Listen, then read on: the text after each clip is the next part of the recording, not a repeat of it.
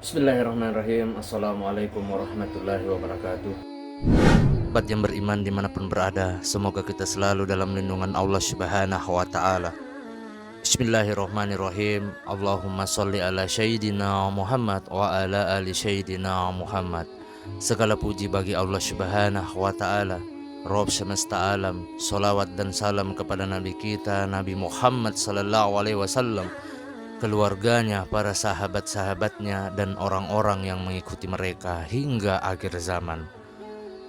Kembali lagi di channel Map Official Channel, di mana pada kesempatan yang mulia ini saya akan membahas tentang tanda-tanda yang meyakinkan kemunculan Al-Mahdi. Beberapa pekan lalu telah saya bahas tentang 15 tanda-tanda kemunculan Imam Mahdi. Kali ini saya akan membahas tentang tanda-tanda yang meyakinkan kemunculan Al-Mahdi. Tanda-tanda tersebut adalah bahwa Al-Mahdi dibayat di kota Ka'bah yang mulia, yaitu bertempat di antara rukun Ka'bah atau Hajar Aswad dengan makam Ibrahim oleh suatu kelompok yang mempunyai jumlah dan kekuatan yang tidak berarti. Mereka mencari perlindungan dan keberkatan Ka'bah, sehingga diutuslah oleh penguasa sekelompok pasukan yang terdiri dari kaum muslimin untuk memerangi dan menumpas mereka, yaitu Al-Mahdi dan para pengikutnya. Sahabat yang beriman dimanapun berada, sesuai dengan sabda Rasulullah Sallallahu Alaihi Wasallam, sungguh aneh bahwa suatu kelompok orang dari umatku akan berangkat menuju Baitullah untuk mengejar seorang laki-laki Quraisy yang mengungsi ke Baitullah, sehingga apabila tentara tersebut telah melewati kota Madinah dan sampai pada suatu tempat dekat Sulhulaifah, maka mereka pun telan dibunuh. Dengan demikian, maka semua orang akan tahu bahwa laki-laki yang kembali ke Baitullah tersebut adalah Khalifatullah Al-Mahdi, di mana Allah Subhanahu wa Ta'ala memberinya perlindungan dan pembelaan untuknya dengan membenamkan tentara yang akan mengajarnya, yakni tersungkur ke perut bumi. Sahabat yang beriman dimanapun berada, apabila orang-orang sudah mengetahui hal tersebut, maka mereka akan membaiatnya atau Al-Mahdi dengan utusan-utusan, kelompok-kelompok, dan ia akan didatangi oleh para mulia negeri Sam dan Irak yang terdiri dari para waliullah, orang-orang taat dan pilihan. Kemudian semua mereka membaiat Al-Mahdi. Pada waktu itu diwajibkan atas semua orang untuk membaiatnya. Jadi tanda kemunculan Al-Mahdi yang khusus atau spesifik adalah terbenamnya pasukan tentara yang diutus oleh penguasa untuk memeranginya. Sahabat yang beriman dimanapun berada, semoga kita selalu dalam lindungan Allah Subhanahu wa Ta'ala.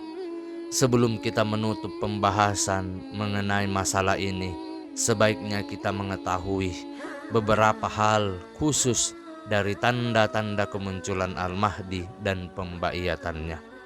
Yang pertama, kita tidak menemukan dalil yang sahih atau kuat dan tegas yang menjelaskan tempat dan arah keluarnya Al-Mahdi, yang mana setelah itu ia akan dibaiat di Ka'bah. Kemudian beberapa pendapat tentang hal ini, yakni sebagai berikut. Pertama, Al-Mahdi akan keluar dari arah timur. Hal ini diterangkan oleh Ibnu Katsir dalam kitab beliau yang berjudul Al-Fitan wal Malahib. Kemudian yang kedua, Al-Mahdi akan keluar dari arah barat atau maghribi. Ini adalah pendapat Imam Qurtubi. Yang ketiga, Al-Mahdi berasal dari penduduk Madinah yang kemudian melarikan diri ke Makkah, sebagaimana yang disebutkan dalam hadis terdahulu. Akan tetapi dalam sanad hadis tersebut terdapat perawi yang dikatakan mempunyai cacat. Sahabat yang beriman dimanapun berada, semoga kita selalu dalam lindungan Allah Subhanahu wa Ta'ala.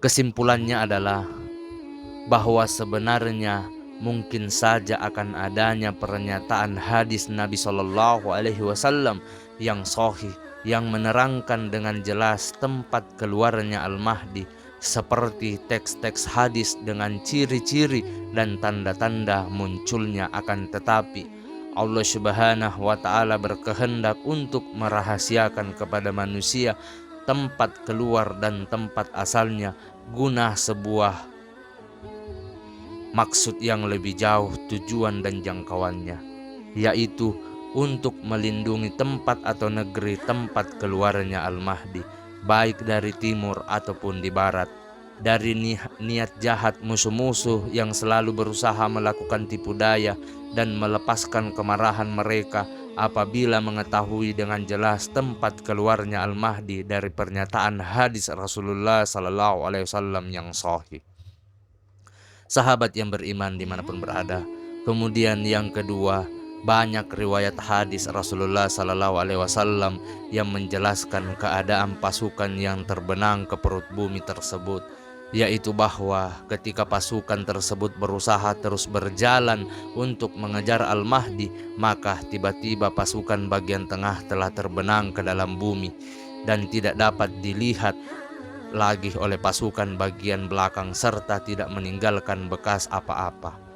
Kemudian yang ketiga, sesungguhnya tentara yang berjalan untuk menumpas Al-Mahdi dan para pengikutnya adalah tentara pejalan kaki atau infanteri.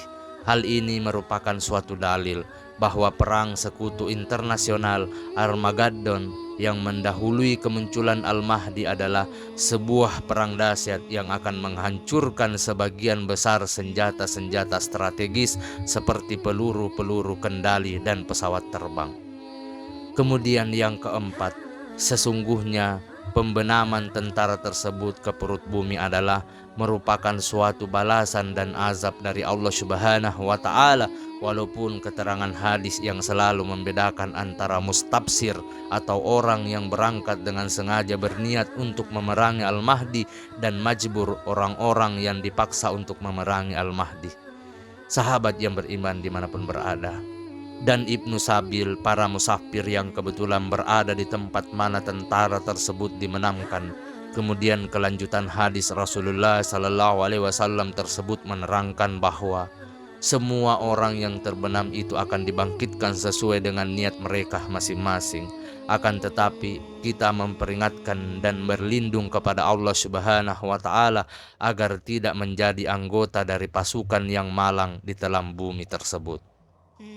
Sahabat yang beriman dimanapun berada, dan semoga kita menjadi penguat serta pendukung Imam Mahdi yang kita tunggu sebagai khalifah akhir zaman yang bernama asli Muhammad ibnu Abdillah dari golongan umat Rasulullah Sallallahu Alaihi Wasallam. Sahabat yang beriman dimanapun berada, demikianlah pembahasan tentang tanda-tanda yang meyakinkan kemunculan Al-Mahdi. Semoga apa yang saya sampaikan pada kesempatan yang mulia ini bisa bermanfaat untuk kita semua, terutama untuk saya pribadi. Saya memohon maaf apabila ada salah kata ataupun ucapan dalam pembahasan atau video ini. Perlu kita ketahui bahwa kebaikan itu hanya milik Allah Subhanahu wa Ta'ala. Kebenaran itu hanya milik Allah Subhanahu wa Ta'ala. Kesalahan dan keburukan itu datang dari saya pribadi selaku manusia biasa yang tidak pernah luput akan kesalahan. Akhir kata, wabillahi taufiq wal hidayah. Wassalamualaikum warahmatullahi wabarakatuh.